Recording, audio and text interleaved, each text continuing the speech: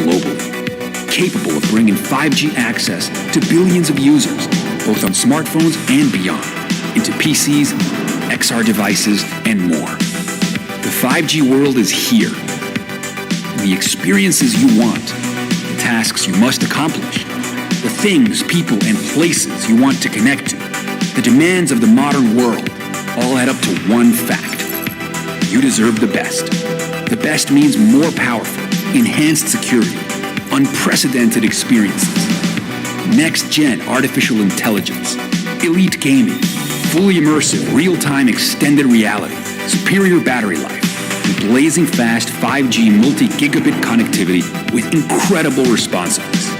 To thrive in a 5G world, you deserve the best. You deserve Snapdragon. Ladies and gentlemen, please welcome to the stage Vice President, Global Product Marketing, Don McGuire.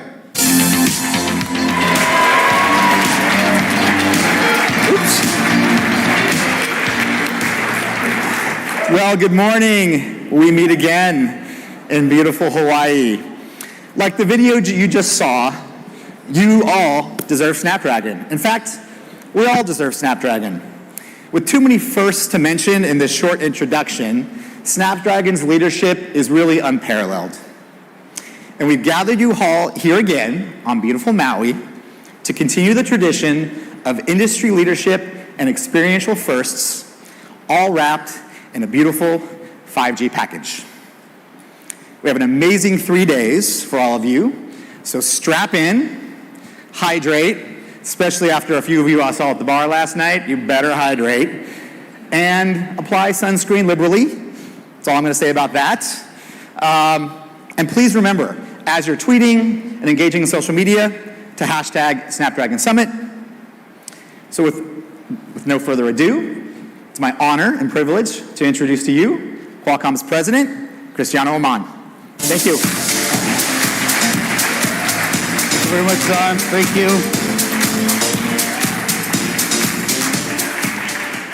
Good morning, everyone. Thank you very much for coming to beautiful Maui with Qualcomm for Snapdragon Summit.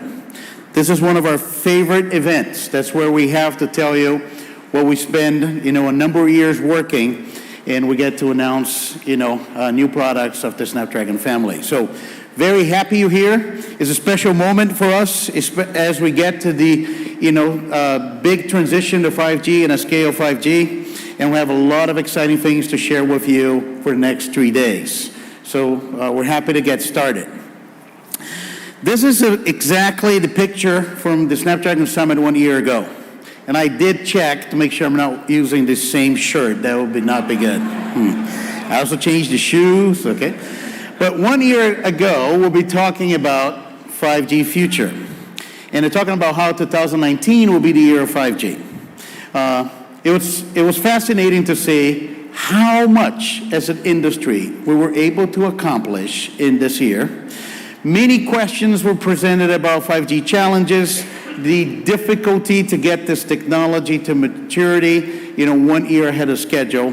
Very few operators wanted to deploy 5G in 2019. I want you to remember there's few operators wanted to deploy 5G in 2019. I'll give you an updated stat, which is incredible.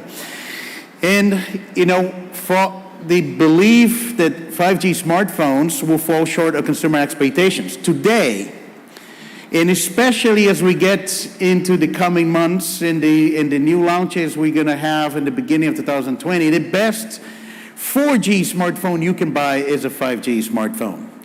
And we're very happy with, as an industry, the progress we made with 5G. And 325 operators in 109 countries are investing in 5G right now. That's an incredible, especially when we started 1 year ago. We now have 40 operators, 40 OEMs, and you can see in the map, 2019 has been a year of launches of 5G, also across sub-6 and millimeter wave. But the interesting thing is what's going to happen in 2020, which we're about to, start. It's going to have an expansion of 5G globally. We're really going to bring 5G to scale. And by the end of 2020, we expect to reach 200 million 5G subscribers. And as we keep going, you see by 2021, the global mobile industry starts to transition to 5G. Many more locations making the deployment of all capabilities of 5G, which is sub-6 and millimeter wave. And we expect now that by 2025, 2.8 billion 5G connections will be in the mobile industry. And that's really exciting, and it's really going to be a much faster transition than what we have seen in prior generations of wireless. So with that, this is our view of what is going to be the full potential of 5G technology. Real 5G is really the combination of sub-6 and millimeter wave, and that's going to happen on a global scale. We made the prediction that by 2021, all leading economies will have millimeter wave deployed. And as you think of the use cases beyond smartphones, millimeter wave is required and is part of many of the conversations across many different industries as we think of the public and private 5G networks. And the way that the network is going to be built, your existing 4G spectrum with dynamic spectrum sharing capabilities will basically get upgraded to 5G, and you'll be able to coexist 5G and 4G devices in the same spectrum. You deploy the mid-band also in the sub-6 category as you also reform for 5G, and then you deploy millimeter wave for performance. And there's a lot that we probably would like to use this opportunity to continue to clarify. There's a lot of misconceptions about 5G coverage. 5G coverage is now seen and reported as just a small percentage of LTE coverage. That's normal because we just started. But you have to look of what's really happening and how fast it's happening and the potential of this technology. And I'll start by saying that the very mature 4G mobile broadband smartphone society that we have today drove many operators worldwide to densify their networks already. Many of the 4G deployments that's been made for the past couple of years was for capacity, not for coverage. Therefore, the dense networks that exist today, as you deploy 5G on those networks, you have a very easy and flexible way to build coverage. First of all, when you apply existing sites and you build millimeter wave, and we use an example of San Francisco, which is a dense network, you have 65% outdoor coverage. Yes, of course, you have to put millimeter wave base stations in every site, and that's what the operators are doing it. They're building it as fast, as we can go there adding new sites. On the sub-6, using the case of Frankfurt, you get 78% outdoor coverage. Then when you apply DSS, dynamic spectrum sharing, that comes to 96%. So 5G has been designed to make use of the existing spectrum. In the 4G era, we broke the paradigm, and every single band has been allocated to wireless. It was 65 bands and counting. 5G's been designed so you can deploy 5G in all of the spectrum with the coexistence of devices with dynamic spectrum sharing. You add the new bands and you add millimeter wave. And that's how networks are being built, and that's what we're going to see, and that's where we're going to see the full potential of 5G technology. And you will hear a lot, we spend a lot of time over the past quarter talking about this technology called DSS, dynamic spectrum sharing, because it's fundamental to accelerate the build-out of coverage in 5G and build the network. But also, millimeter wave, we've seen reports coming. Many of you may be experiencing millimeter wave right now at this venue. We have commercial service from Verizon Wireless, who did a tremendous job. We're seeing speeds of 2 gigabits per second. If you have a 5G Verizon phone, you probably have service right now in this in the hotel, in this room, and it's being deployed around Maui. And what the reports that are coming out is showing the millimeter wave works much better than people thought. No line of sight, 200 megabits per second speed, 14 hours meeting power and thermal requirements of usage, and 10x the peak performance compared to LTE.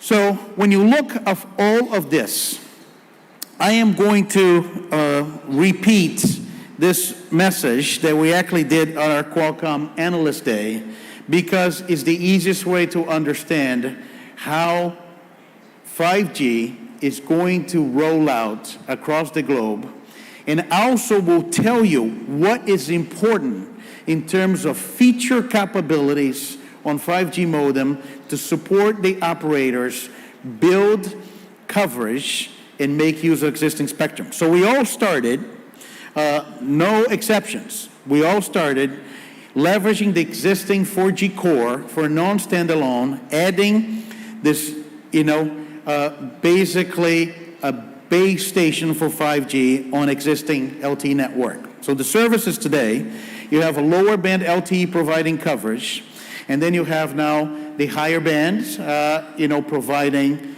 5G service, using the existing 4G core. The next step is we now extend coverage, bringing 5G to all the lower bands. And this is done with DSS.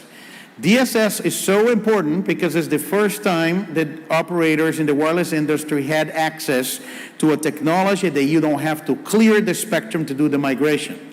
So devices will coexist in the same spectrum where base stations irradiating LTE as well as irradiating 5G. We're going to have a live demo for you today, and that's going to bring all the lower bands with 5G, easy to deploy, simply co-locate or upgrade an existing 4G site to 5G. Don't clear any spectrum, don't clear any subscriber. The next step, then you migrate to standalone, and you bring a brand new 5G core.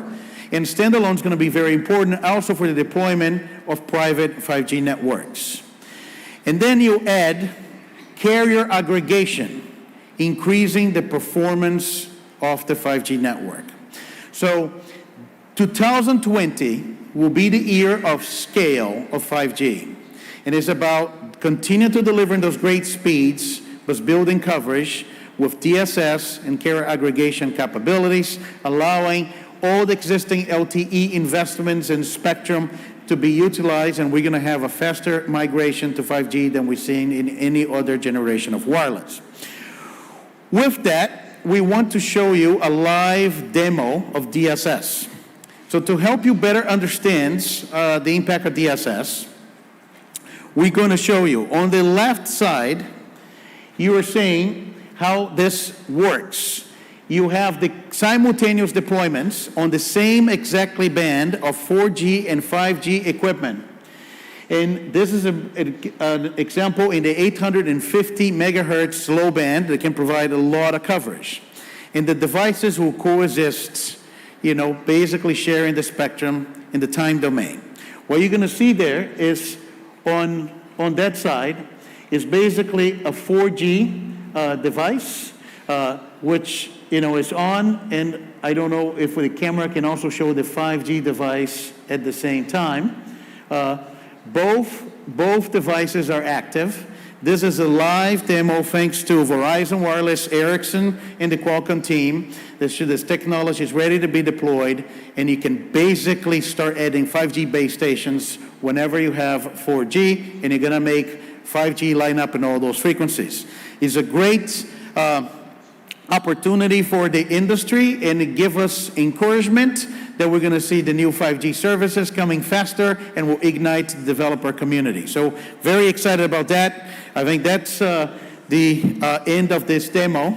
Now I want to summarize to you what we've been saying about network deployment and what's important. So let's see if we can change this back to the presentation. Yes, so this is what global deployments will require. I'll make sure I get out of the way. We'll require the full set of 5G features from NSA to millimeter wave, sub-6 FDD, sub-6 carrier aggregation, millimeter wave and sub-6 aggregation in standalone networks. In the time frame from now, 2020 and 2021 is already identified, and I just want to see the potential for the global rollout in global SKUs of smartphones will be there as we have all of those capabilities in Snapdragon modems. So rather than you hear from me about what a 5G network is going to do and the full potential of this technology as those networks are being deployed, it is my great pleasure to welcome Nikki Palmer, Senior Vice President of Technology and Product Development at Verizon.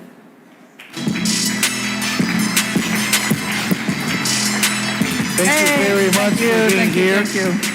By the way, this network is rocking. Thank you for great service here. Thank you very much. All right, so 5G phones out there, you should be getting over 2 gigs. So let me know if you're not. All right, love it. Hey, I am so thrilled to be here with you today. We have lots to talk about, but I want to start off with a video, which I think will explain a lot. So please roll the video.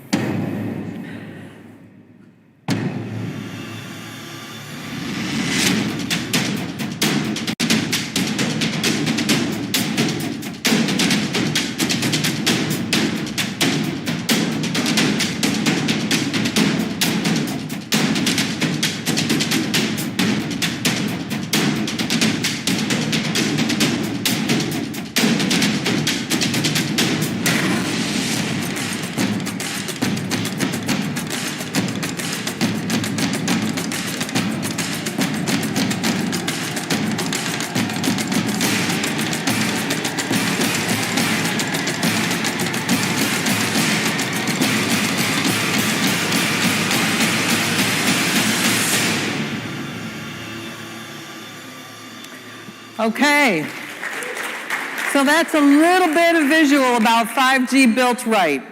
I am so happy to be here with you today. I don't have a safe harbor statement, but if I were to put one up, it would say something like this. What you're about to hear is real, okay? All right, so let me start off by giving a view of where we're at in our 5G deployment and our 5G vision and how we're achieving that. Cristiano gave a great view of the industry and some of the technologies powering this. I'm going to give you where we're at, and I'm going to go into some use cases for you, okay? So first off, we are over a year in 5G live, real, commercial. And what that does, my friends, is it gives us a year to test, to try, to learn, to improve. And that's what we have been doing again, for over a year. So now we're in just keep going and expand and get better. So, last year we launched 4 markets with our 5G home products, so bringing great bandwidth wirelessly via 5G into customers' homes. By the way, amazing what they're using all that bandwidth for. The connected devices in today's homes are just blowing my mind, but it's really sort of unleashing the power in a different way in a home. We had a lot of firsts. So our first 5G network with a real 5G smartphone, commercially available. We now have over 7, well not over 7, we have 7. We have 7 phones, 7 5G devices that are commercially available. So if I think back at 4G time, we would have been nowhere near this pace. So the innovation and the ecosystem that's needed to bring that all together, which absolutely includes Qualcomm, is very much in place and moving faster and faster as the technology progresses. We have 18 cities now that are lit up with 5G service, and we will be in 30 at least by the end of this year. So we've got a lot more work to do for the remainder of December, but that's only the beginning. So that doesn't stop at the end of December. This momentum continues. 14 is actually old. We're in 15 NFL stadiums right now, and I'm going to tell you, we have a few more up our sleeves. And we're in 5 stadiums or venues. So this isn't about one particular angle. This is about bringing the power of 5G to cities, to parks, to stadiums, to rural America, to education, to venues everywhere. So that's the vision, and this is just the beginning. I think you'll see a little bit more about this. And I do have a bit of an announcement to make today, another first. Maybe you're tired of first, but I think you might like this one. So we are the first, I think, to have 5G on a beach. Just go right outside. You can chat, you're getting, so take your 5G outside, you're gonna get 5G on a beach. Okay, let's talk a little bit about the currencies. Maybe you've seen this before, but essentially this to me sums up the power of 5G, because it's not just speed and latency. It's so many other things. And that's, the transition from 3G to 4G was huge. It brought about video consumption in a way that, some of us had never seen before. This transition from 4G to 5G is even bigger and more, frankly, much more revolutionary. And it's because of these things. And it's because these things can be combined in different ways.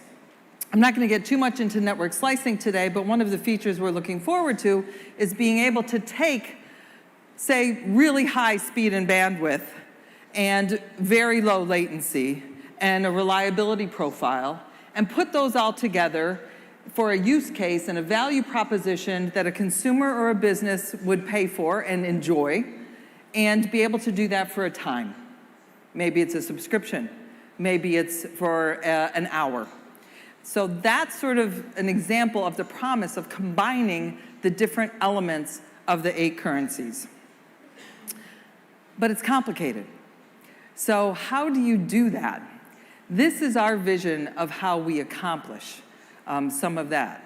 And it is by distributing the power of the network and working together in an ecosystem of like-minded companies. We have what we call our 5G labs. We have 5 of these around the country. They've been in place, again, for over a year. We have the one in New York City is focused on media, retail, finance.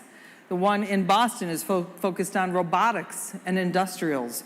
The one in Washington, D.C. is focused on first responders. And then, of course, in California, we have ones that are focused on media, emerging tech, big data. So playing to the strengths of the local communities. And what we do in these places, these frankly magical places, is yes, we have our millimeter wave, ultra wideband network present. We also have mobile edge compute present, so the full network is there in strength. And then we have universities, we have entrepreneurs, we have small companies, we have large companies, all working together with use cases in mind. So it's how we test and prove some of what can be done. And so really some amazing, exciting things are happening in these labs. I'll talk more in a second. You may have heard of our Built on 5G challenge.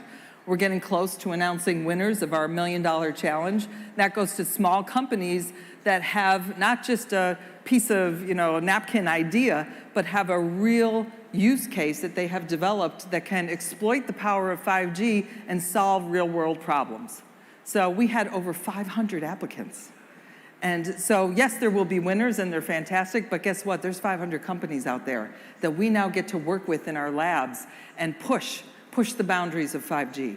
So that was our Built on 5G challenge. We have had an ed tech challenge. We have had a storytelling challenge. We have had a robotics challenge. This is just one of the ways that we are encouraging the broad ecosystem to take part in the 5G revolution.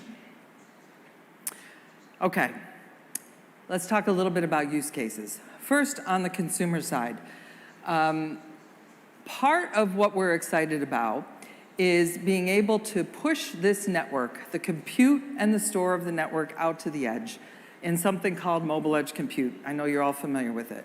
But think of the gaming environment and a use case that uses those currencies that I had up here earlier, and we're able to offer that type of service to a consumer.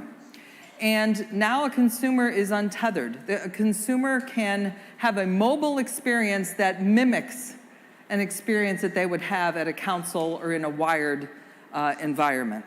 That's by pushing all of that heavy-duty storage and video work to the edge. And by the way, you all know what's happening with electronics.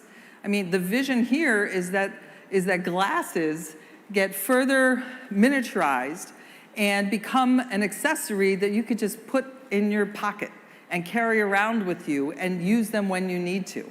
And that is only possible when your network is available to take advantage of that. So that will certainly happen. I'm going to tell you one thing I know for sure is video streaming is not going away anytime soon.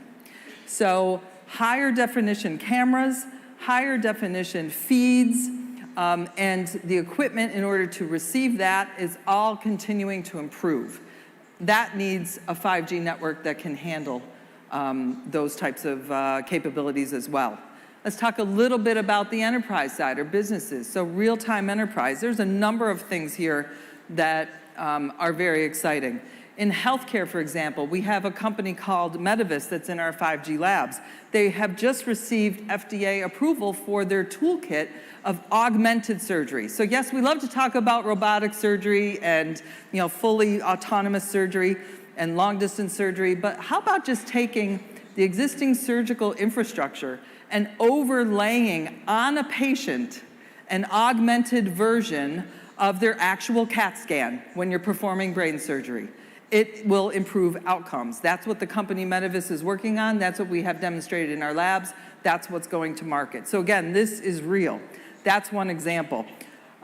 Think of in the retail space. We have another proof of concept working in our labs where you can take your 5G phone, if you have a food allergy, and just run into a store and hold your phone up to any product and be able to see, lights will go off, whatever you want to happen to have, hey, this has got soy, this has peanuts, without even picking up the box.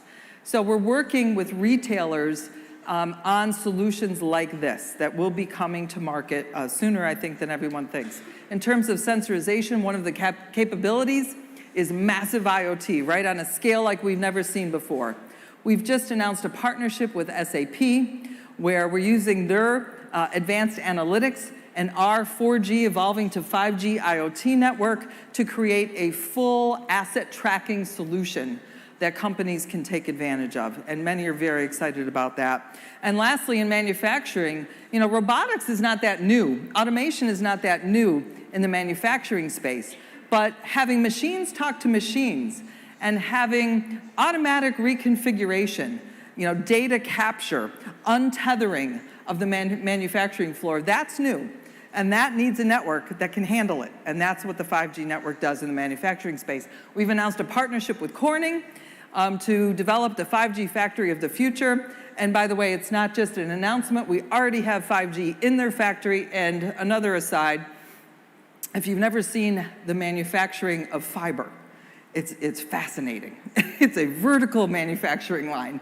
It's very, very interesting. So anyway, hopefully you can get the sense that there are consumer and business applications across the board, and now it's not just the theory, it's not just ideas, but we are actually taking concepts to market and working with tech-forward companies to make them a reality. So what do you need for this? Well, first off, you need a fiber network. This doesn't happen without deep, dense fiber, and to that end, we are delivering more fiber. I think at this point we are now the largest fiber provider in the United States because we're building more fiber miles per month than anybody else. Spectrum. Cristiano talked a bit about spectrum. Obviously, we are very bullish on millimeter wave. Some of you, maybe I see you out there, were maybe naysayers a while ago. I think that is gone by the wayside. We have proven over and over again that millimeter wave works even better than what was expected. And that's where you get the transformation. You don't get it with, when you don't have the bandwidth. Millimeter wave provides massive bandwidth that enables you to get the 2 gigabits per second that you are enjoying right now in this conference room. You don't get that any other way. That's important. DSS, that allows over time 4G and 5G spectrum to sort of look the same and work the same, is a really key feature that we'll be deploying along with Qualcomm, so we're excited about that. None of this works if you don't have a fully agile software-defined network behind it. And that is also why we have embarked on a multi-year redesign of our industry-leading network, so that you have the back end that supports the 5G RAN. Because as much as we talk about 5G, guess what? I don't want to say it's just a RAN technology, but it is a RAN technology. So you need the rest of the network to be up to speed to be able to support the capabilities that are occurring in the radio access network. Lastly, multi-access edge compute, or MEC. This is what enables so many of those use cases that involve latency or that involve the magic of this 5G network pushed closer to the consumer, pushed closer to the business. And earlier today, we announced the first industry-leading partnership with AWS, and we will be jointly providing our edge network with their developer toolkit. So big news today, but again, hopefully you see that this isn't one thing. It's about edge, it's about deep fiber, it's about consumer applications, it's about enterprise applications. One other one I will quickly mention. Last week, Thanksgiving, many of you celebrated. At the Macy's Day Thanksgiving Parade, we had an augmented reality experience that consumers were flipping out over, because you could actually, in Bryant Park in New York City, step into a portal which could take you to different parts of the parade. Consumers, their mind was blown. On Friday, just this last Friday, at the Chase Center, we had an augmented experience with the Chainsmokers, where you could go to the concert and hold up your 5G phone and see additional, augmented content that was produced by the Chainsmokers. So sort of a new immersive way to go to concerts, okay? Then just this past Sunday, at the NFL game with the Texans, we worked with Sony to test out how we could use 5G in a high-end camera that is untethered to pull video of the football game up and get it to the post-production office. So again, what's today, Tuesday? That's just within the last week, okay, folks? So hopefully you get the sense that this train is moving. There's a lot of momentum. And obviously at Verizon, we believe that, that leadership is important. We believe that firsts are important, which is why we're out there in force. So thank you very much for your time. Enjoy the conference. Thank you so much. Thank you. It shouldn't be a surprise that you see a company like Verizon Wireless leading the industry with millimeter wave. This is the company that did S95 CDMA, 1X, first mobile broadband with a video, world's first LTE, and now leading millimeter wave. They know what they're doing. They definitely know what they're doing, and we're very proud of this partnership with Verizon. Now let's talk about what 5G is going to do to the cloud. So 5G change is going to change our devices and our experiences. It will change the networks, will change the devices, but it will also change the cloud. People often forget that the smartphone, it's mankind's largest development platform, and it surpasses any other device about using the internet. And the internet is going to change, and the cloud's going to change to support 5G.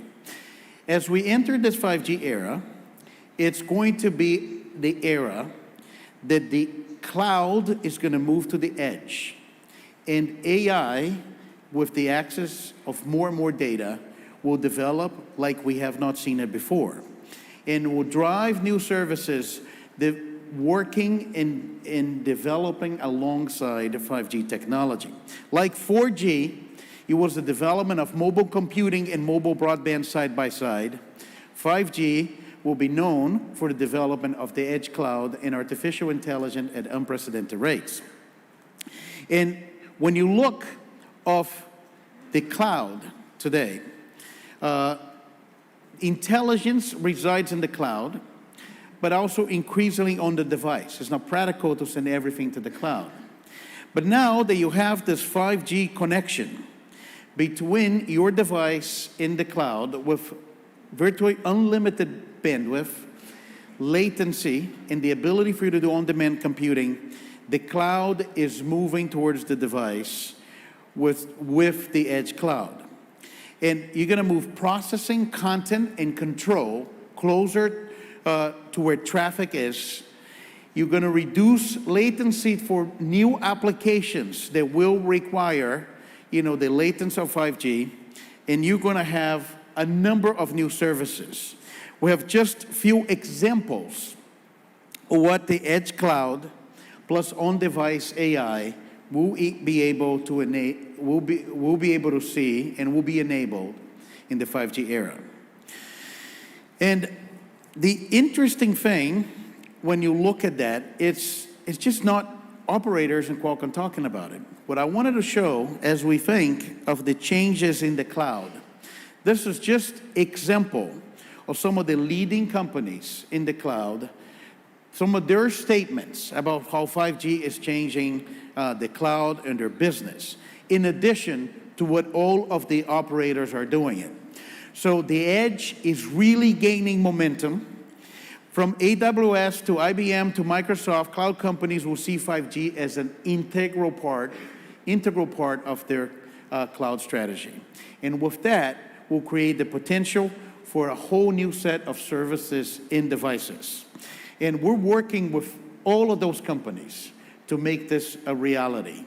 And I wanted to tell you, as we scale 5G in 5G will also change the cloud. And I want to summarize this by saying it will really elevate the role of cloud services. The simple way to look of a 5G technology in a smartphone and any other device, the elevator pitch is it will bring to you a reliable, always-on connection with the cloud. You're going to be connected, it's going to be reliable, you're going to depend on that connectivity, and therefore you can run services on the cloud. You can leave your data in the cloud. And the transition will change how we look of the services today. 5G will be the era of the super apps.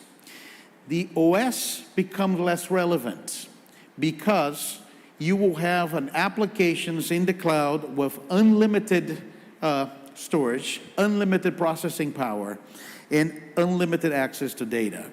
And then we're going to start to see a complete convergence of services and applications between your phone and the cloud. And that's how we expect to see changes in the industry with 5G, like we've seen in every other generation of wireless.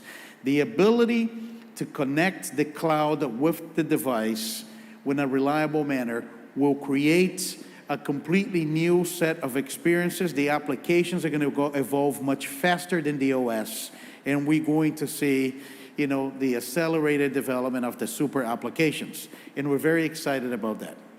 And to summarize it, at the center of all of this, from the early field trials to the pilots, to the deployments, to develop new services, what we see is the Snapdragon. Snapdragon is the platform for 5G. It's the platform of choice of every company looking into develop new services, take 5G to new industries, make the full benefit of this, and we're very proud and we accept the responsibility of driving the ecosystem of companies that are part of this 5G transition. And that's our scorecard, as you know. It's over 230 designs to date, not only in smartphones, but across smartphones, computing devices, IoT devices, industrial IoT, automotive, and many more. Basically bringing the full potential of 5G to scale in 2020. And the data that I will show you is the magnitude of this transition and how all of this that we're talking about starts to get to scale is 1.4 billion smartphone shipments by 2022.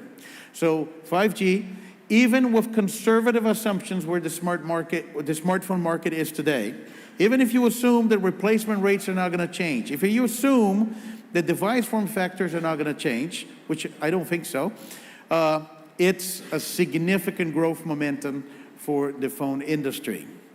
And as we talk about this will be the right time to really tell you, specific to the Snapdragon products, what are the new Snapdragon products that we are going to bring to market in 2020. It will bring 5G to a scale, and we believe it's going to be, Snapdragon, the new Snapdragon chipsets will be powering the best smartphone you can buy in 2020. So with that, I would like to bring to stage my friend. We've been working together forever, since 3G, Alex Katuzan, Senior Vice President and General Manager of Mobile for Qualcomm. Welcome, Alex. Thank you. Good morning, Christian, thank you so much. Good morning, everyone. So a couple of house cleaning items. On the second day, we're going to go over a lot of the details, a lot of the technology details and comparisons. So make sure to show up on the second day. We're going to cover a lot of stuff here today as well. I remember in 2017, we started coming to Maui to do the Tech Summit. And at that time, after my presentation, I saw a blog by one of the analysts that said, "What's with that chubby guy on stage with his shirt hanging out?" And I hope he writes something different this year. Yeah. Otherwise, I'm going to challenge him to a push-up contest in the gym this week. Okay. So last year, we came at you with Super Snapdragon. This year, this is the logo of the Snapdragon beast we're about to talk about today. Okay? And so, yeah. Yeah. So we have a lot to cover today. We have 4 partners coming on stage. We have one video from one of our partners. We have multiple products to talk about. So fasten your seatbelts and let's get started. Okay, so one common theme that you're going to see in this presentation, one common theme is the fact that Qualcomm resolves complexity. With the help of our OEMs, we tackle very complex systems, and we make them into practical, everyday use cases for the betterment of the consumer user experience. We resolve complexities for the betterment of the consumer. You're going to see that throughout this presentation. And with that in mind, we intend to cover the globe with 5G. Consumers do so much with their phones. So much of their daily tasks and daily work depends on their mobile devices. They deserve the fastest, most reliable, most secure network, most responsive network that we've ever created with technologies for 5G that we've created. They deserve that. And today, AI is more ubiquitous than ever. It's across almost every application. You may not even know that you're using it, but you're using it. And so we believe that 5G and AI are meant to be together. And that's going to create distributed intelligence. And we intend to reach as many of the consumers as possible to try to make that happen. Our AI engine is in over 320 plus designs, reaching 500 million users. And if you take our AI-enabled solutions, we're reaching over 1 billion users. 1 billion users of Snapdragon-capable AI phones in the market today. So we need systems, we need a capable solution that takes 5G and AI and puts them together to allow better and better capabilities for all the consumers around. This year, we had one platform dedicated to 5G. Next year, across almost all of our tiers, you're going to see 5G platforms with AI ubiquitously integrated into them. Almost all the tiers are going to be 5G and AI capable with great multimedia capability added in. With that, I'd like to show you a video of the world's first global 5G integrated solution that we've been talking about and been hinting about. Please enjoy.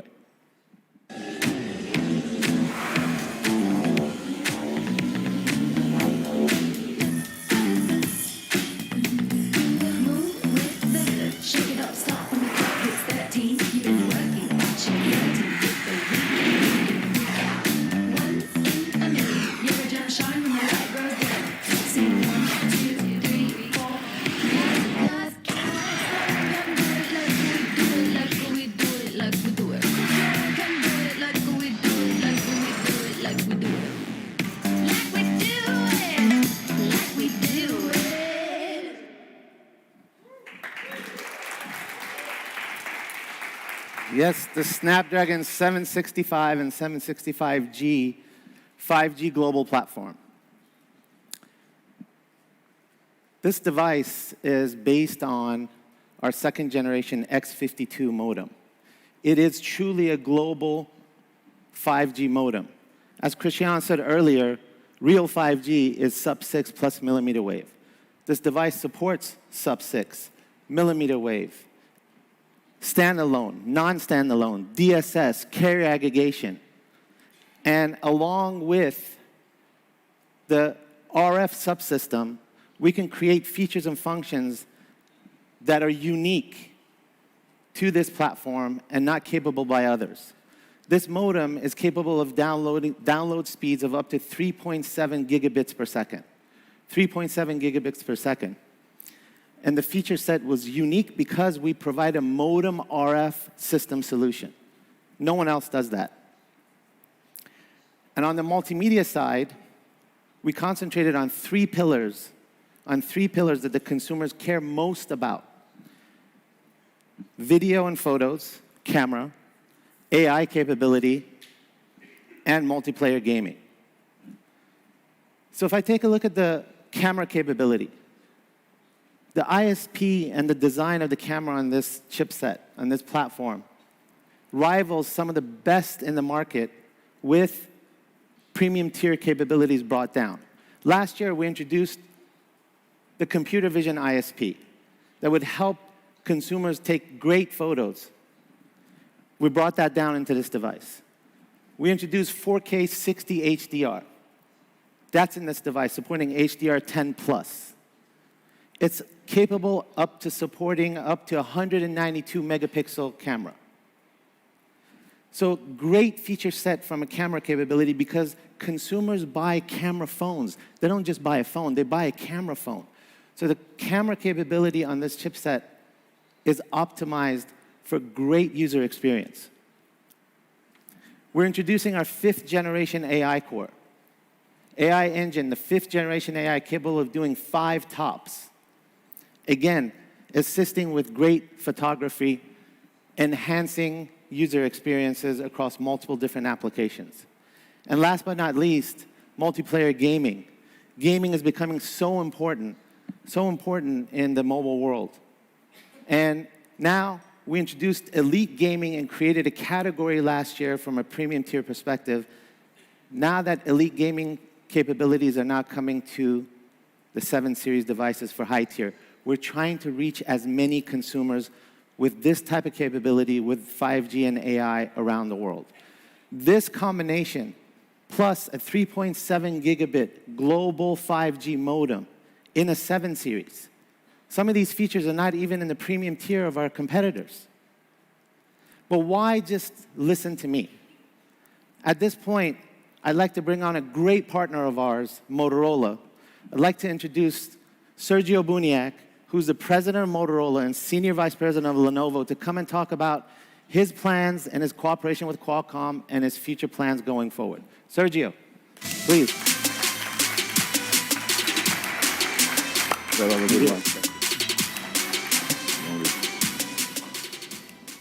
Hello, everyone. Good morning. I want to thank Qualcomm for inviting me on stage today and share some exciting news with all of you. Our journey. In the past 18 months, we have done a lot. First, we became profitable. Second, we kept our focus on innovation. And third, we redefined our operation model by reducing our development cycle to move faster with new technologies. Our most recent quarter marks the 5th consecutive quarter of profitability to our business, and our recent product announcements have reached the highest Net Promoter Score and consumer satisfaction since the Lenovo acquisition.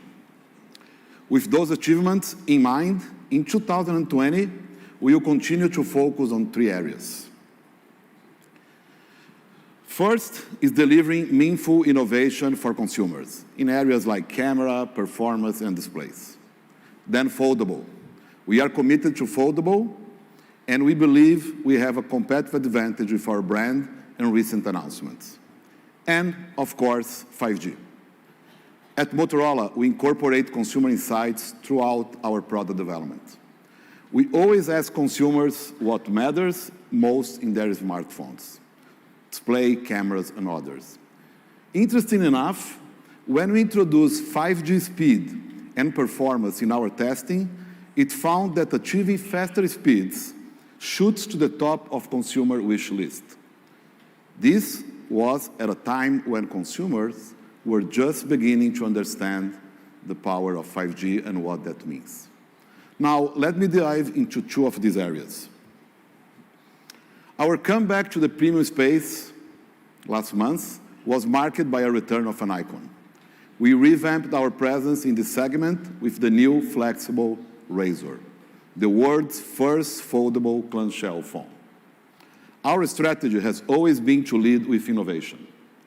The new Razr is a continued demonstration of our ability to create form factors that enhance consumers. Thank you to the new Qualcomm platforms you're going to hear about today, we will add even more premium products in early 2020. This is only the beginning of our journey.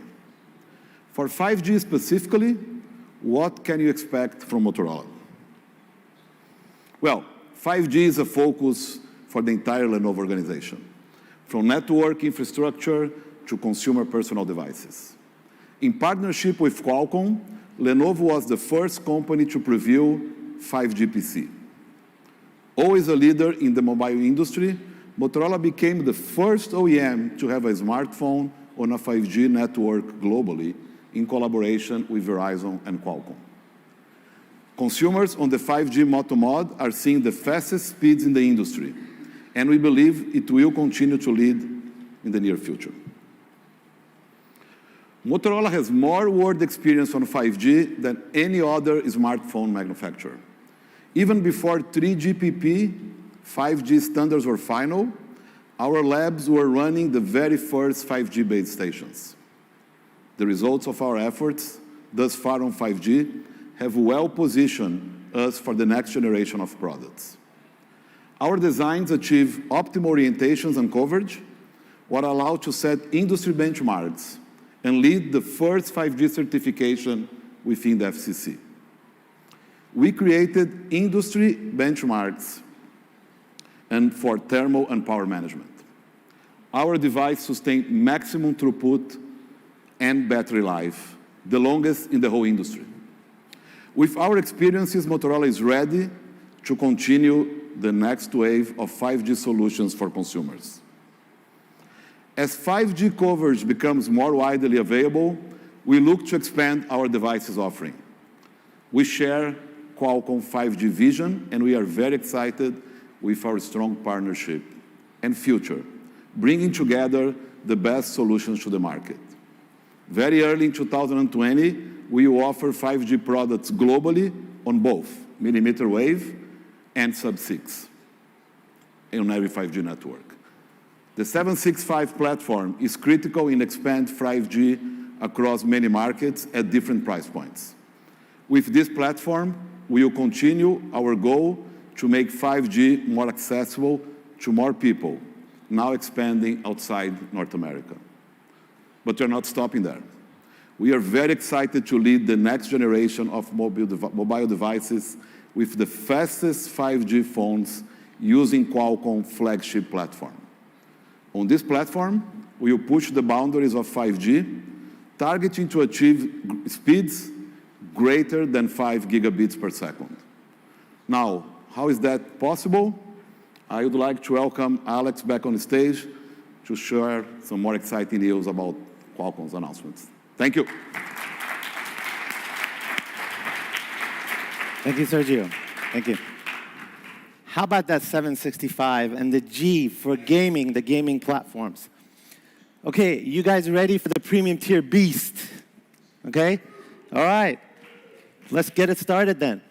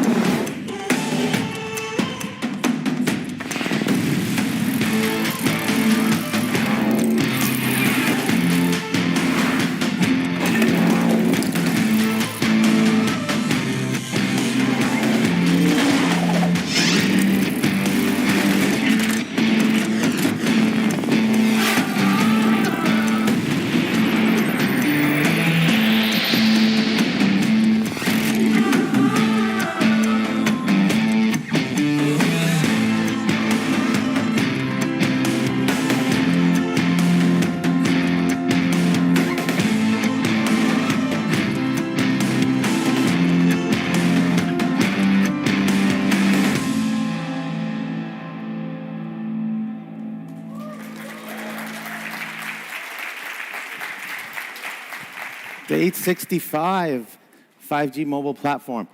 Okay, the 865 is based on the X55 modem that we announced previously. It is a truly global solution. Again, supporting millimeter wave, sub-6, SA, NSA, DSS, carrier aggregation, multiple different frequency bands are supported. And with the capability of having a modem RF system solution, we can create many features like 5G power save, signal boost, smart transmit, envelope tracking. Why produce such features? Why put together these complexities? Because the consumer deserves to have better signal in more places, to have calling clarity, to have throughput capability that's second to none. They deserve the experience. Again, we tackle complexities and we resolve them for the betterment of the consumer. And this modem RF system solution, the transceiver and the front end is exactly the same as the X52 on the 765 integrated solution. So once you design an 865, you can reuse all of that work. Our OEM partners can reuse all of that work for the 765 as well. Exactly the same transceiver and RF front end to create all of those features and functions for the betterment of the consumer. So just to show how global this solution is, our close partner in us, ZTE Infrastructure, we made the first standalone data call in China with them before anyone else did. And on top of that, we're not just great partners with ZTE Infrastructure, we're also great partners with ZTE Mobile. So please look for their Axion phones based on the 865 and 765 in the first half of 2020. Great partnership with them. We're introducing our 5th generation AI engine.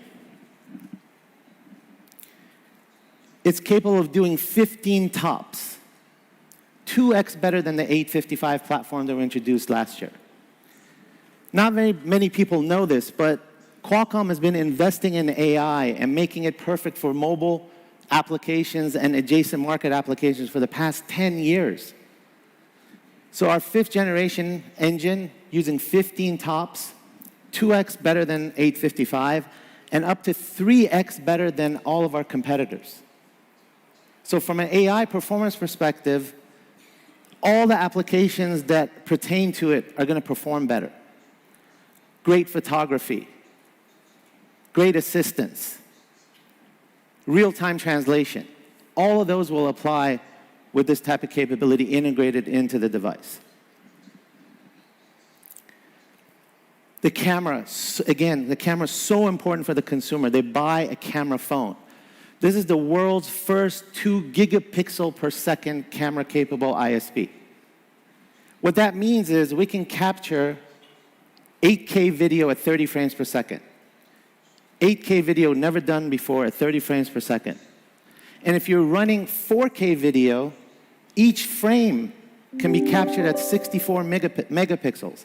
How cool is that? Let's say you capture a video of 4K, you can go to each frame and capture it at a very high resolution of 64 megapixels. On top of that, we're capable of supporting up to a 200 megapixel camera. So you're going to get excellent photos, great video capability built into this device. And with the AI features, you're just going to have a much better experience, and the consumer is going to capture much better pictures than ever before. Again, we tackle all these complexities for the betterment of the consumer. We have a 25% increase in performance on our graphics score in the 865 versus the 855.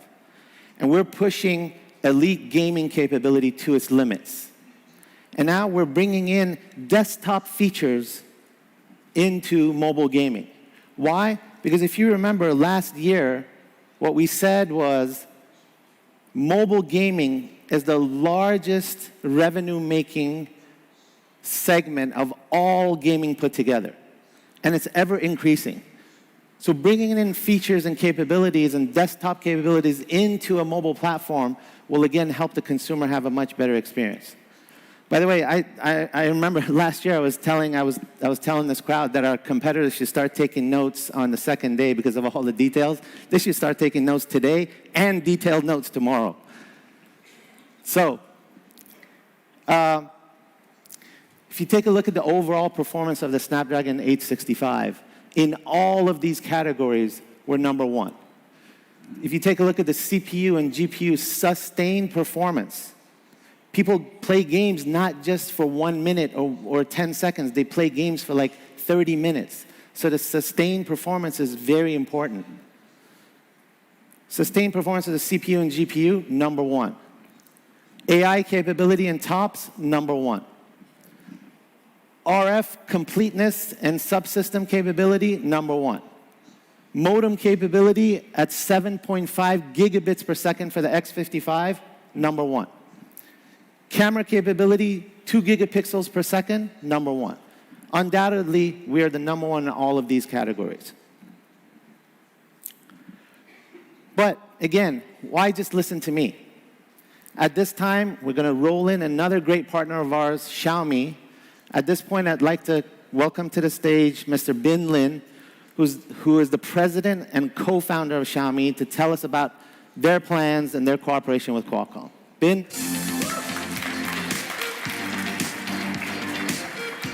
Thank you. Thank you. Thank you. Thank you, Alex. Good morning, everybody.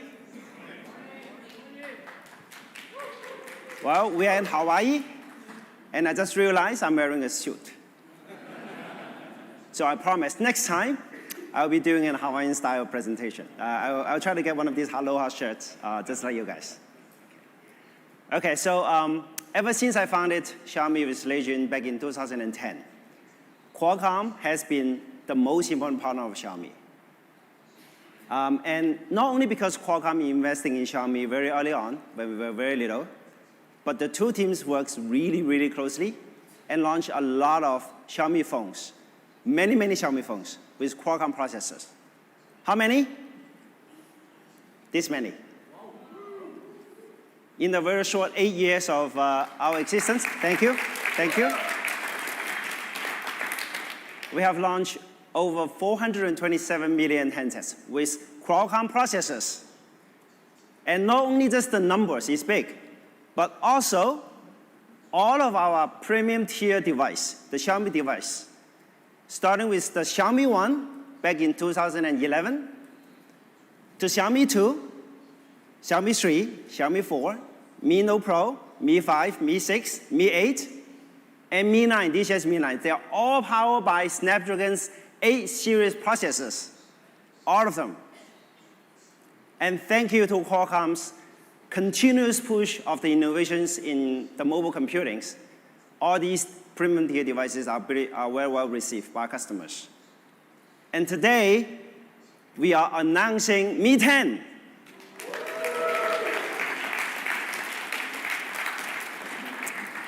We are launching Mi 10 version, and it will be one of the first smartphones powered by what Alex just talked about, Snapdragon 865, the most powerful SoCs with NSA/SA capabilities. It's going to be a great piece of hardware. I love these products. I spent so much time myself working on Mi 10. And Snapdragon 866 is one big feature. On top of that, we have a lot more features. But sorry, guys, that's all I can say about these phones. Otherwise, our marketing team is going to kill me. As 5G is coming, there's a lot of innovations and new applications that's going to happen. And what I would like to talk about today are to name just three of them. As Alex talked about, the first opportunity and innovations that we believe 5G era is going to really change the way people take photos, the way people take videos. And let me start with this example. So that's a photo. It's a typical photos that most of you, will be able to take if you visit one of these villages in China. This is you can see in this photo, there's a lady and probably her husband, really early in the morning, having a tour of this lake, beautiful lake and villages. And then if you pan over to the right, you'll be able to see this little, wooden house, Asian wooden house in the remote village of China. And you see this spring couplet, beautiful, beautiful scenes. If you pan all the way to the right a little bit more, you will be able to see NanhuKezhan is one of these little inns where people stays. And then another one, Qingxin Kezhan, there are two little hotels. And then you can even see a guy sitting in the middle, doing a little bit fishing. And imagine where these details are coming from.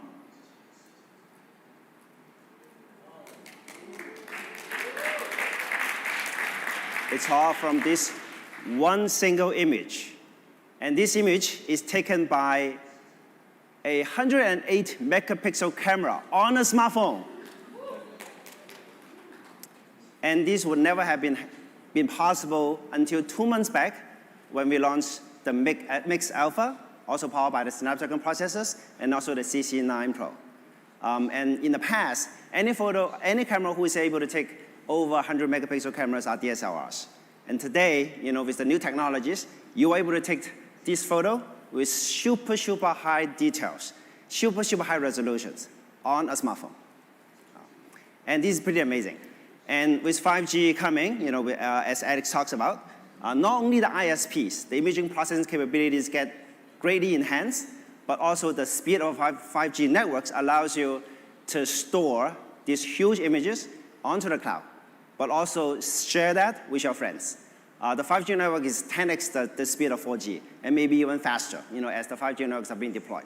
So we believe the imaging experience in 5G era is gonna be amazing. And just to share a little bit more about these 108 megapixel sensors, we put these sensors into our CC9 Pro, and then we went through the very vigorous DxO Mark testing, and this phone actually scored the highest of all the smartphones today. It scored 121. And again, this is an evidence that high-resolution camera, in 5G smartphone is going to be dominating the market very soon. And customers like you guys and all the customers in the world will be able to benefit. And not only photos, but we believe 5G is going to also change the way people take videos. This is one of the videos I took off of Italy. I visited Italy a few months back. And with the Mi 9, which is running the Snapdragon 855 today, it's taking 4K video 60 frames per second with 960 frames per second slow motion. And look at this.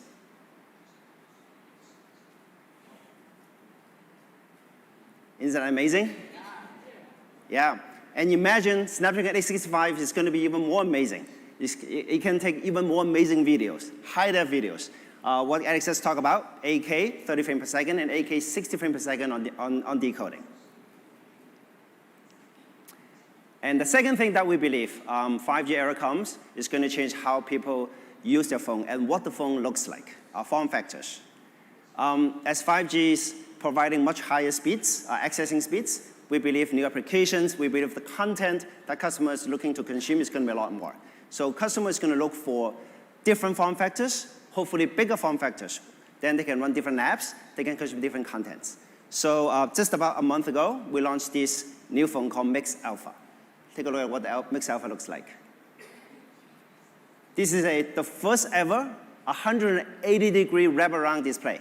You are not only looking at the front of the phones being all display, but turn around, you'll be able to see all the displays wrapping the whole phones, from the front to the back, 180 degrees. And form factors like this is going to enable really interesting user experience. I have a little video here that showcases how Mix Alpha form factors would do. So let's play the video.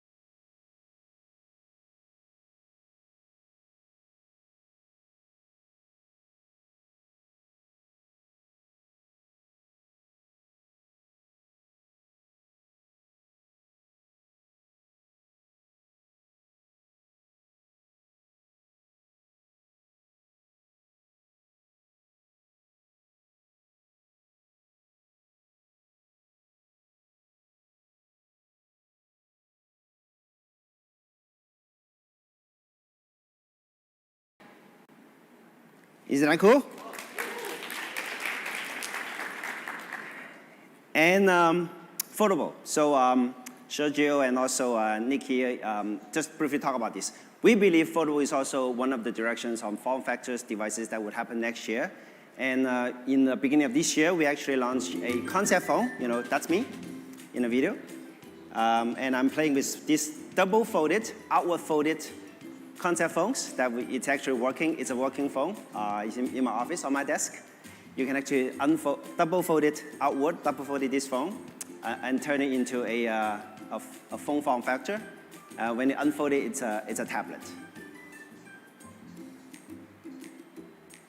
And it beautifully combines the function of a smartphone and a tablet.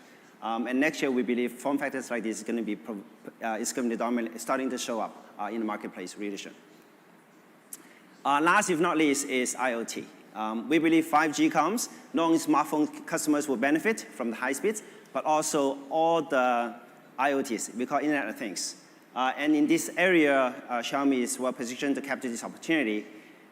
We have over hundreds of IoT products, ranging from wearables, electric vehicles, scooters, smart speakers, and also home appliances. Everything all connected. With 5G networks, all these devices will be connecting to the cloud. We just announced this number today. Other than smartphones, we have over 230 million IoT customers using our IoT products, and they're all connected.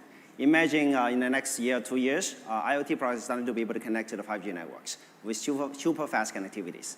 So there's a lot of opportunities that would happen in this place. And the latest addition that we have in IoT products, this is the Mi Watch that we launched last month. And again, running powered by the Snapdragon 3100 processors. This watch has 4G capability for now. But next year or so, we are hoping that the 5G version of this watch is going to come out. It runs Wear OS and also 1.78-inch OLED display. The battery life of this is 36 hours. It's a pretty interesting piece of hardware that we just launched.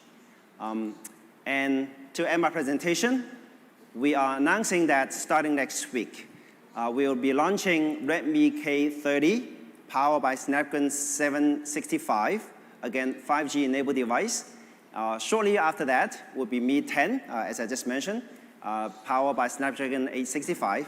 And then for the whole year next year, we're going to launch more than 10 devices running 5Gs, starting with the premium tiers to mid tiers and hopefully to the lower tiers.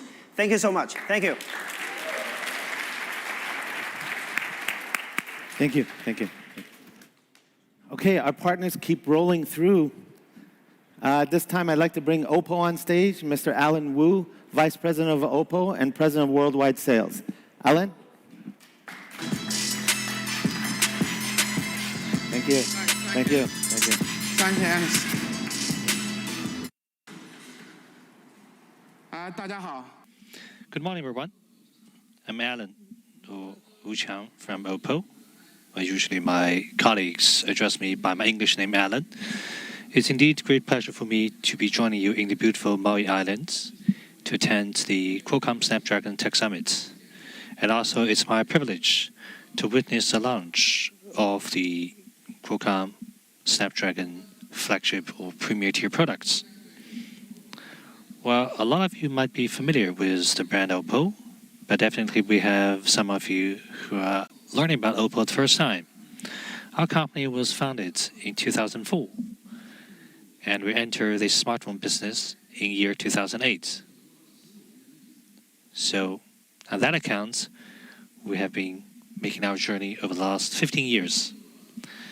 Currently, Oppo has established its presence in over 40 countries and regions in the world, mainly covering business segments like smart hardware, software, and operating systems, as well as mobile internet.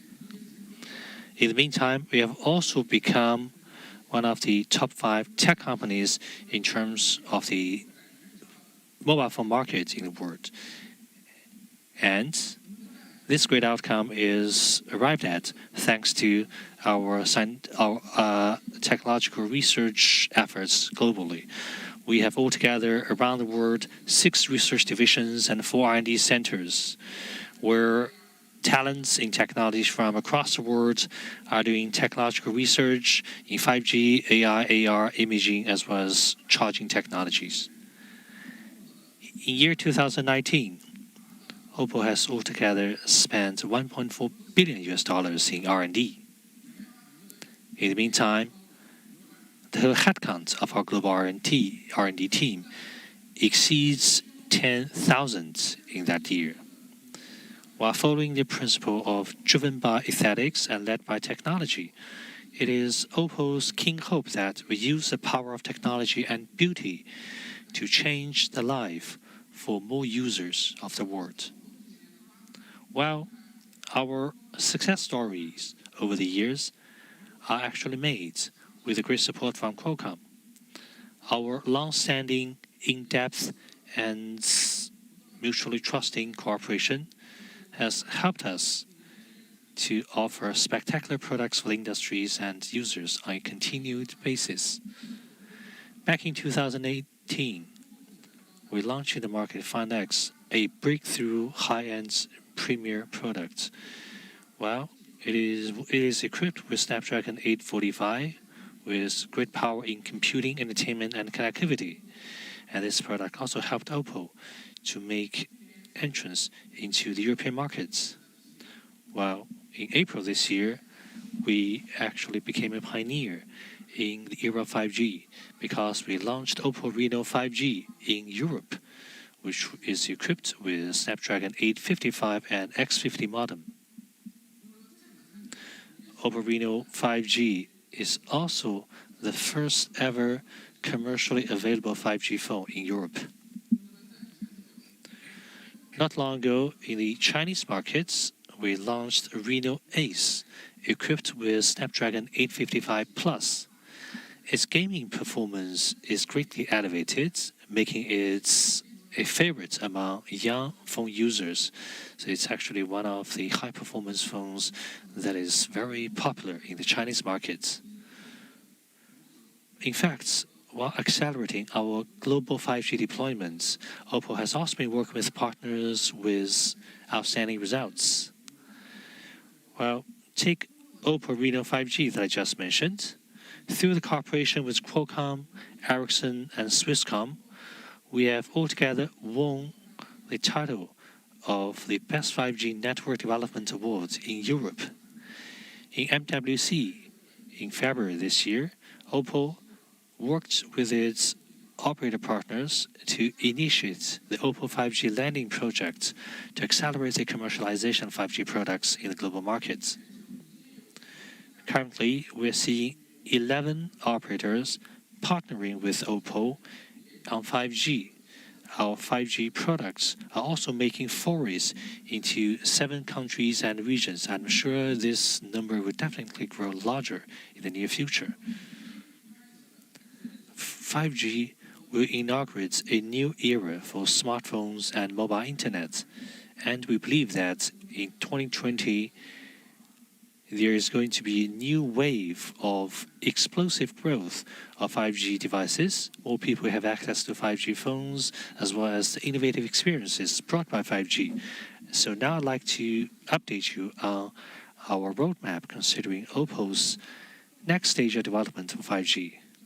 Just now, we witnessed the announcement of Snapdragon 865, and on behalf of Oppo, I'd like to announce that in Q1 2020, Oppo will also be among the first to offer a product equipped with Snapdragon 865 flagship tier mobile platforms.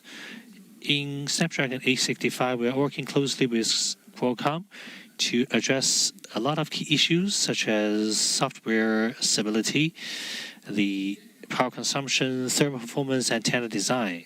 Thereby, we're actually offering global users a 5G flagship product that is having better experience and greater performance.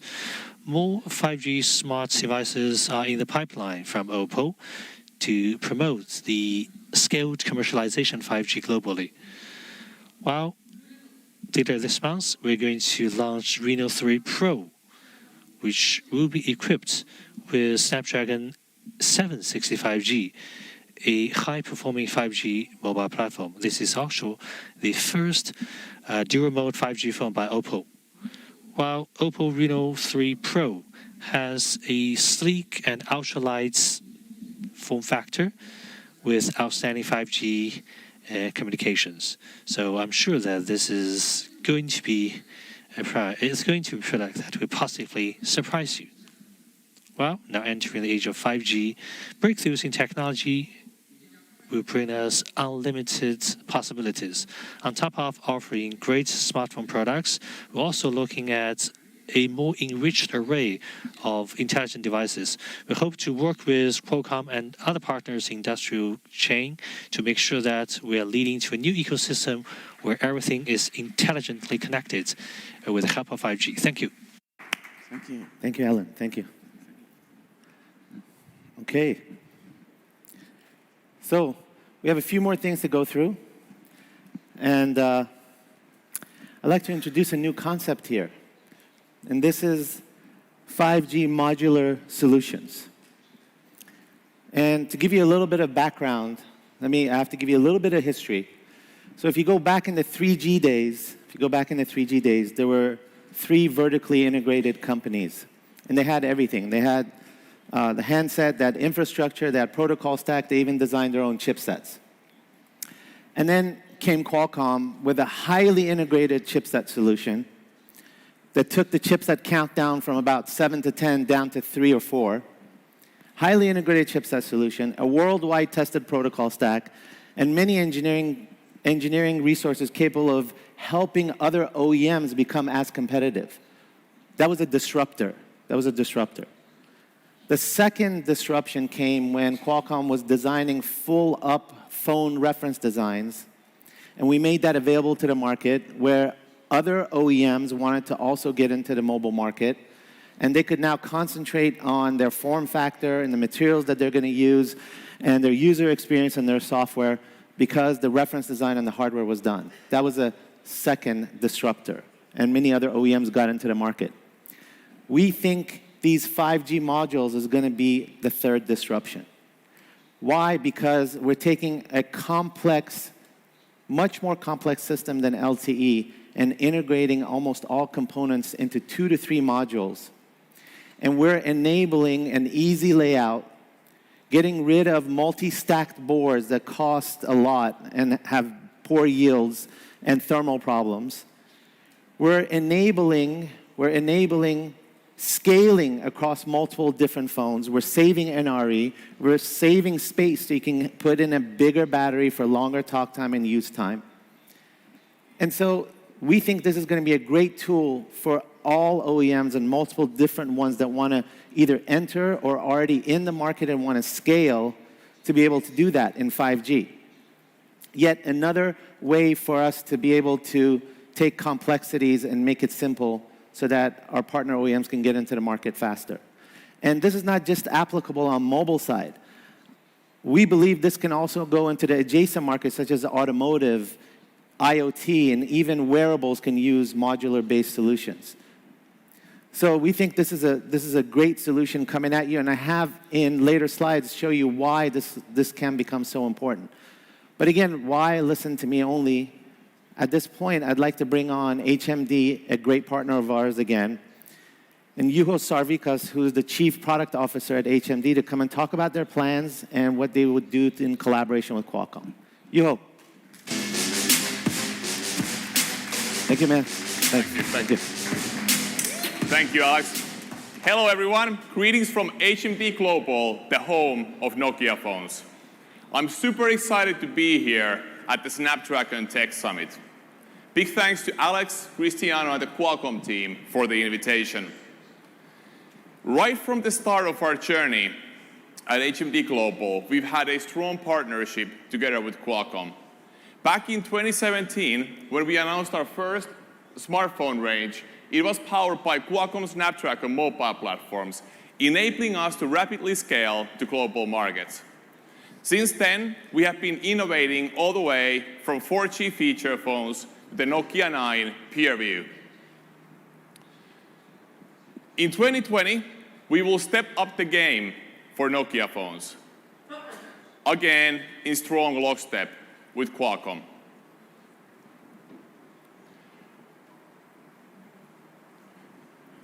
Can we go back? Coming from Finland, we have a different perspective into the industry. In the last 3 years, we have provided a much needed different point of view. We start with technology with a purpose, technology to enhance your everyday life. This is where our experience like Pure Display and PureView imaging come to play. Maybe more importantly, we have a different perspective on your smartphone ownership experience. We think that your Nokia Android smartphone should only get better the longer you use it. We deliver on this promise with our signature strategy on Android. We are committed to giving you 2 Android updates and 3 years of monthly security updates paired with that iconic Nokia quality and reliability that the brand has always been known for. When it comes to our approach to 5G, it is also driven by our belief in technology with a purpose, solving everyday issues and stepping up the game when it comes to your experience you can have on a smartphone. We started our 5G journey years ago by studying the expectations and apprehensions that people have as they step to their first 5G smartphone. And we then proceeded to design a Nokia-grade solution to address those needs and concerns. When we spoke to people, we discovered 3 things that they have in mind when they're graduating to their first 5G smartphone. First of all, there's the cost. Not everyone is willing to or able to pay over $1,000 for their first 5G smartphone. Secondly, there's the use case. So what will this fantastic technology do for me in real life? And then thirdly, coverage. Where can I get 5G service? So our job is to address these 3 concerns, and this is where the Qualcomm Snapdragon 765 mobile platform comes to play. We have taken a holistic approach to 5G. First of all, with the Qualcomm Snapdragon 765, we will deliver an affordable next-generation 5G mobile phone, yet delivering on premium 5G-worthy experiences. Secondly, we will fully support today's non-standalone infrastructure, tomorrow's standalone infrastructure, and dynamic spectrum sharing. This means that as the networks evolve, your Nokia phone will be able to fully capitalize on the latest features, making your Nokia phone future-proof. Consumers will be able to fully experience the 5G use cases that we envision today, whether it's cloud gaming, instant download, or AR, and those that we can't even imagine today, but those that will become a reality as standalone takes place in 2020. We will also cover the highest number of 5G new radio bands you've seen in a smartphone to date. These include FDD bands, both mid and low, so you get increased efficiency, capacity, and better coverage. The configuration that we have may even enable global 5G roaming as standalone and roaming agreements come to place during the course of 2020. In addition, there's an immediate benefit already in today's non-standalone infrastructure. For the best possible coverage, we've implemented a unique low-band ENDC connectivity in our front end. Your Nokia phone will stay connected longer on 5G when competition perhaps falls back to 4G. Now, when it comes to the product and associated experiences, we will harness the full potential of the Qualcomm Snapdragon 765 mobile platform. We will use its breakthrough entertainment capabilities paired together with our pure display technology to ensure that you get extremely rich dynamic range and color reproduction, whether you're streaming media or a game in the 5G environment. Secondly, we will use the Snapdragon 765's intelligent imaging capabilities. We will deliver a new generation of Zeiss imaging experiences, but not only limited to still, also in UHD 4K ultra-wide-angle video. On top of this, the power-efficient Snapdragon 765 mobile platform will be paired with our optimized design and innovative thermal management solution to ensure that you get through the entire day, even in the most demanding 5G environment. I would also like to take the opportunity to congratulate Qualcomm on the announcement of the Snapdragon modular platform.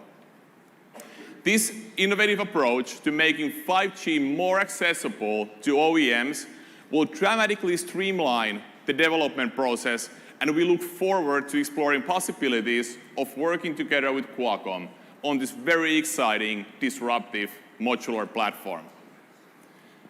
It's been an absolute pleasure and an honor to be here. I'm super excited for what we have in store for you in 2020. Thank you so much.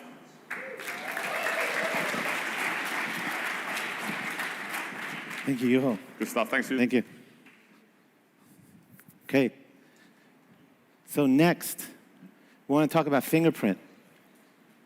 3D Sonic Max. So we started out with a 4x9 sensor module a couple of years ago, and now we are introducing a 20x30 sensor and module system solution that is 17x larger than what we had previously announced. That will enable a much more accurate and clear image of your fingerprint, which, coupled with all of the machine learning capabilities that we're injecting in to produce a highly secure fingerprint solution.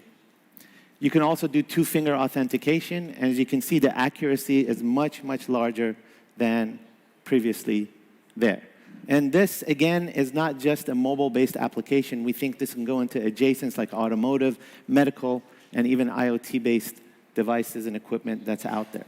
So we have many, many different fingerprint samples that we've gathered over the years. We've made a tremendous amount of progress on our machine learning capability to inject into this, and we will be able to provide even better anti-spoof capability for high security on a mobile platform and adjacent markets. So, to close out, if you pay attention to this slide, a few years back, we started out with a baseband and a transceiver. Just a few short years ago, we had a two-chip solution. Then we added the power management IC. Then we added connectivity. Then we added codecs. Then we added battery management. Then we added fingerprint. Then we added the RF front end with PAs, switches, filters, DRX modules, antenna modules, ET. Now there's over 40 chips that comprise of a system solution. And now you can see why this type of complexity would fit so well into a modular platform. All of these devices can go into 2 or 3 modules that can make the design much easier, that can make the layout much easier. All of these chipset solutions are now in a system solution, the platform that we introduced. These are the 765 and the 865 5G mobile platform.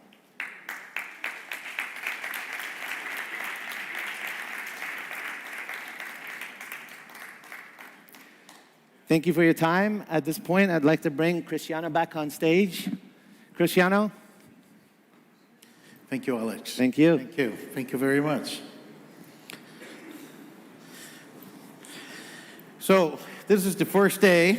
We have to pace ourselves, but there's been a lot more coming about our chipsets, 865 and 765 and 765G. As we go into day 2 and 3, we're going to give you a lot of details about what those platforms will be able to do. The key thing as we think of smartphone in the mobile market is how we think about the user experience. And 5G in the new capabilities of the mobile processors will power amazing experiences. And the goal is we'll be able to do things that we cannot do today.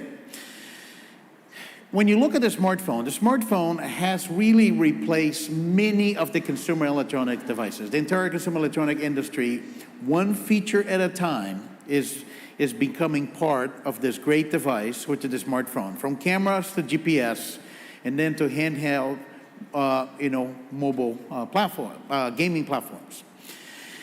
But as we think of 5G, the experiences are going to continue to change.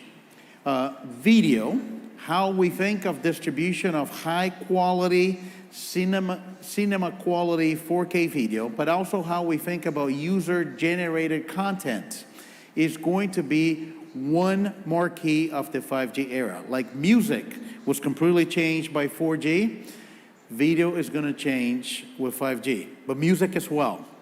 Just bear with us. You're gonna see that at the end of the keynote. But also, cloud gaming is going to change everything, making smartphone at the center of the gaming industries. So as we look of all of those different experiences, from augmented reality, you heard that from Verizon, and the processing power, the reliable connection with the cloud, you'll be able to actually make that mainstream. Video, not only how you're going to seamlessly consume video through streaming, but how you're going to generate. Every one of a 5G user, especially with those great cameras we're building and our partners are building, will become a broadcaster. And with the bandwidth, you're going to stream directly, to the cloud. Social is going to change with the ability to have virtual presence. The promise of really delivering an immersive video conference experience is going to get, fulfilled with 5G. And then mainstream gaming. And all of this is going to get brought together to the Snapdragon platform. And as you think of those new use cases, we're just at the beginning to imagine what's possible. In reality, many of those things are yet to be invented, and is no different than what we have seen in other transition of wireless. But there are a few things we can already identify. How we think about, virtual and augmented reality. How you think about venue connectivity and high density, and that's going to change how people will consume live sports and entertainment. Multi-view streaming and sharing as you continue to enhance the video experience, and now you have the ability for you to insert yourself and share your experience and add to the content. And then besides the industrial, the enterprise use cases, enterprise, I'm very bullish about it because the whole realization of Office 365 and OneDrive really comes with the broad connection to the cloud enabled by 5G. But then you actually have the transformation of the gaming industry. So those are great, growth opportunities for the mobile ecosystem, but also great news for many of the smartphone users worldwide as we continue to enhance the experience of the mobile industry, and we'll continue this process of making the smartphone the single consumer electronic device. And as we look at some of those cases, millimeter wave specifically, and you heard that from Nikki from Verizon, will actually change what is the performance of wireless in some venue connectivity. Not only addressing the congestion we experience today, but actually fundamentally change how we're going to consume sports into a live event. And it's easy to understand how that is true for any other live entertainment, especially as we think of concerts. So as we get to the end of our presentation today, and we really wanted to end with this view of what are the new experiences 5G and Snapdragon will deliver, I would like to welcome to stage Penny Baldwin, our Senior Vice President and Chief Marketing Officer at Qualcomm, to tell you more about experience and live entertainment. Please welcome to stage Penny. Thank you. Thank you. Good afternoon, good morning, everybody. It's really great to be here. Thank you, Cristiano. It's really great to be joining you today because it's an incredibly exciting time and a new era of mobile connectivity. We believe that 5G will enable boundless opportunity across many different industries. Some have already been mentioned today: retail, manufacturing, remote healthcare, but also entertainment. With video and gaming already poised to explode with 5G, we see an equally compelling opportunity with live entertainment. As technology continues to improve and evolve, both fans and artists' expectations grow for constant connectivity and unprecedented creativity. So too are their new demands on the networks in venues. Today, basic connectivity can be a challenge. It's very difficult to live stream your concert experience and even share on social media platforms, the #1 consumer need on behalf of concert promoters. We believe 5G millimeter wave networks in venues will not only provide the capacity and speed for these new experiences, it will also unleash an unprecedented and a new area of opportunity for the artists themselves. Imagine a concert where any seat in the house can feel like a seat on the front row, where fans can immerse themselves in a virtual scene that exists in the mind's eye of the artist, and get the perfect sound by customizing the mix on your 5G phone. Or where concertgoers can stream 4K live stream and use augmented reality to create new interactive experiences with the artist on stage. That is the future of 5G. And what promises to bring those experiences to life? Well, of course, Qualcomm Snapdragon. And to share our vision of what this 5G future portends in the very near future, I'd like to share a little glimpse by video. Play video, please.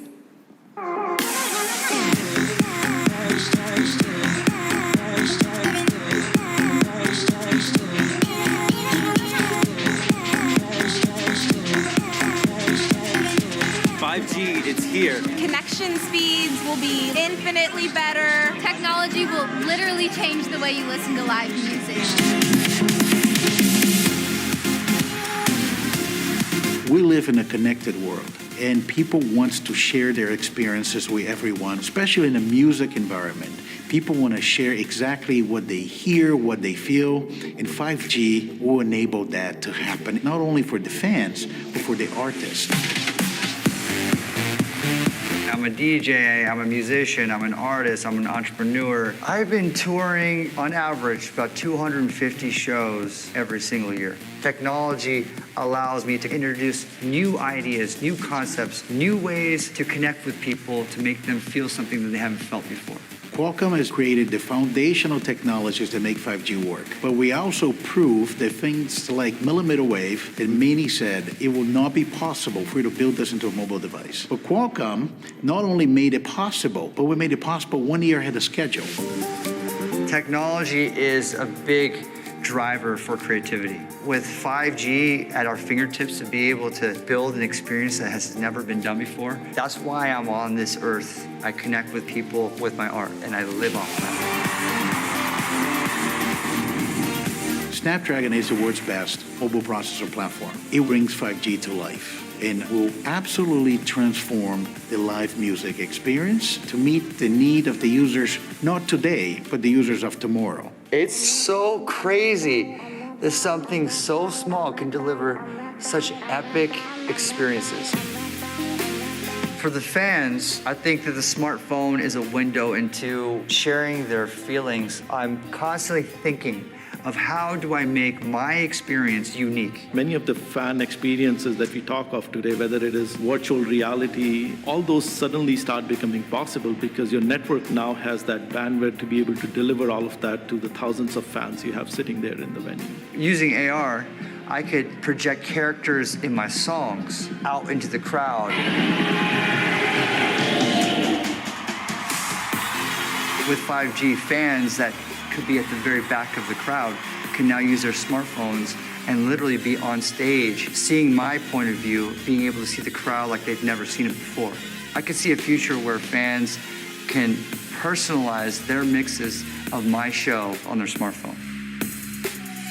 I could create a virtual world that fans can experience that was impossible until now. I get to bring you into my imagination. In this world, I could be whoever I wanted.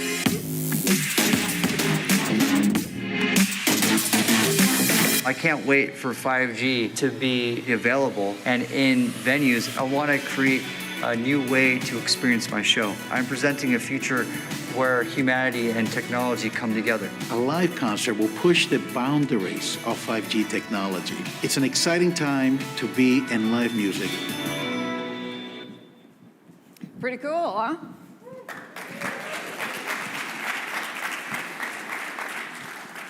But don't take my word for it. Please, at this point, I'd like to invite onto stage one of the world's biggest DJ performers and producers in the world, a Grammy-nominated artist, a technologist, an entrepreneur, and a visionary. Please welcome Steve Aoki.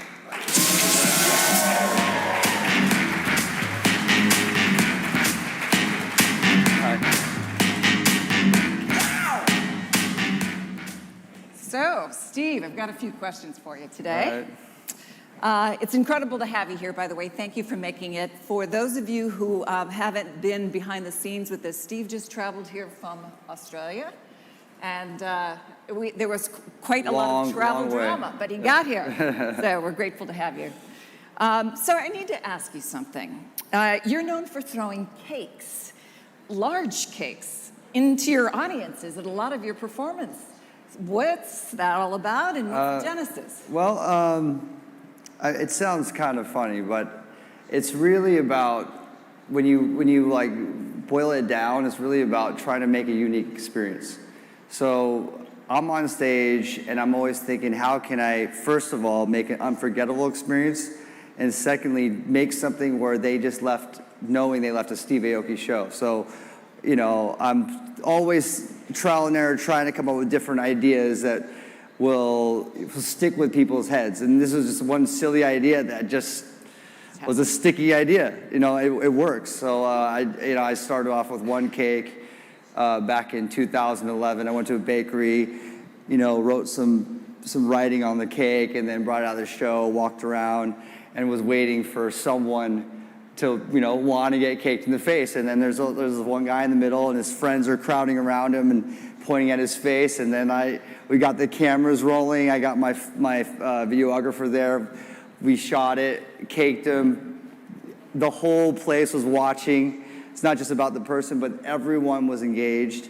And then I put it up online. This is before Instagram, this is like YouTube days, and it went viral. Started doing it from one cake, then I added 5, then I went to 10, and now 250 shows a year. We do like 10 cakes a show.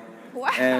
And it's a thing. It's people enjoy it, So it's always about that engagement, right? It's like I'm always thinking about how to engage with people and make them remember something that they won't forget. Really? So did you bring any cakes with you today? I was expecting Qualcomm to you guys, we got to work together here. So let's cut to a couple serious questions. I know your fans are tremendously important to you. You have a fan following of roughly 30 million people across all of your social media platforms. So how do you think 5G is going to influence the way that you connect and engage with your fans? Yeah, I mean, I guess there is the two parts. Like one is the fans I have at my shows, and then my fans I have outside my shows. So the way I interact is I just kind of merge the two worlds together, and I always bring my phone out, and I always do social media capturing. I even talk with the crowd. I'm like, yo, let's do a crazy story. Let's get everybody jealous that they're not here with us right now, and connecting both those worlds together is like a constant theme that's running through my shows. So it's always about how to engage both together. Right, got it. And you're also known for your deep interest in technology and futurism, incorporating both into your music and your performance work. So how do you think 5G is going to influence that aspect? So I have an album series called Neon Future, and also a comic book series that I created around the same name. And it's about this future, a utopian future where we are definitely going in the direction where AI and humanity will converge and will advance our species to this augmented species. And so what I want to do is be able to portray that at my live shows. It's really important for me that people take my idea of science and the future very seriously with my music, so that's why I incorporate scientists and authors and researchers in the science field on my albums. I have like Bill Nye, J.J. Abrams, Ray Kurzweil on my album. I'm collaborating music with them. I've put it out to the world that I want to make a song with Elon Musk, and I love being able to merge those worlds. So if I could bring that to my live show and be able to entertain the space, in a way where it takes them to the future. Yeah. Then I can actually, with 5G, the possibilities are limitless. I mean, before we could only do things where we could put the dinosaur or the dragon or whatever it might be on the visuals. Yeah. And I'll tell you, just doing that alone costs hundreds of thousands of dollars. Sure it does. So to be able to put that, where you can wear AR, I'd rather spend the 6 figures of money in my visuals into AR research and tech. So it's really exciting of where we can go now. Yeah, any other thoughts on how 5G is going to influence how you think about production in the performance? Yeah, I mean, I think the big part about it is like, what kind of experience can you bring to the audience? And we've been limited to a certain point, you know, and I think a lot of artists, especially in my world, in EDM, in the electronic space, we're putting a lot of money into the visuals, into that live experience, because at the end of the day, when you're watching a DJ, you're really watching one person behind a console.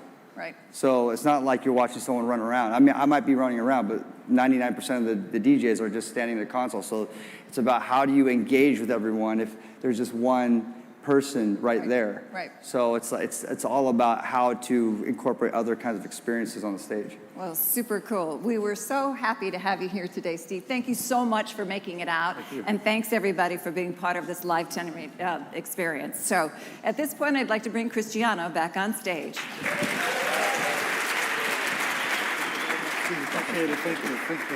Thank you, Penny. Thank you.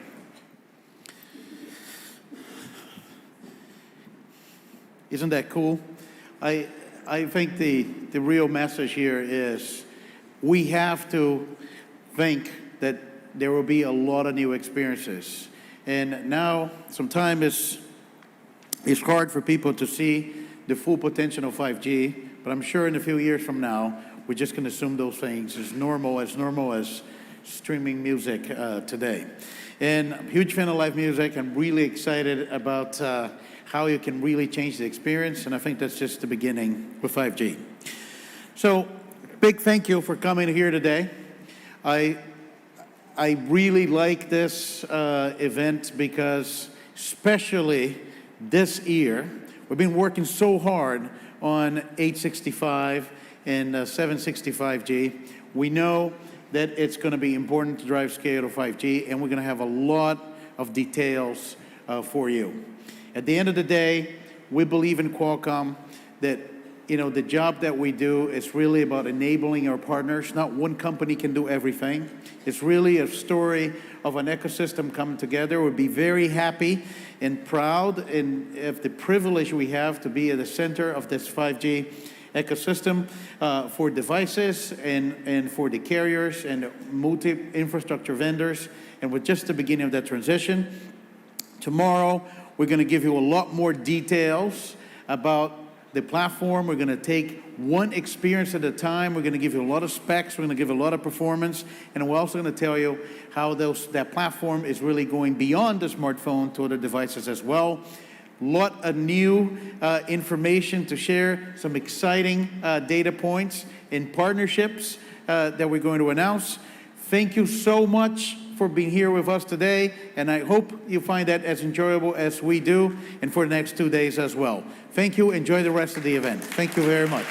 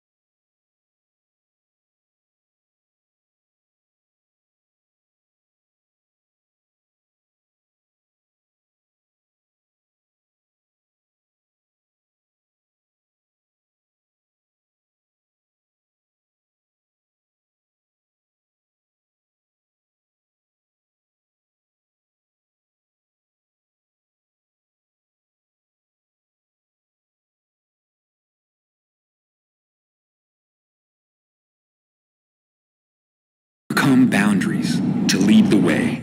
And with the Qualcomm Snapdragon mobile platform, it's what we've always done. By powering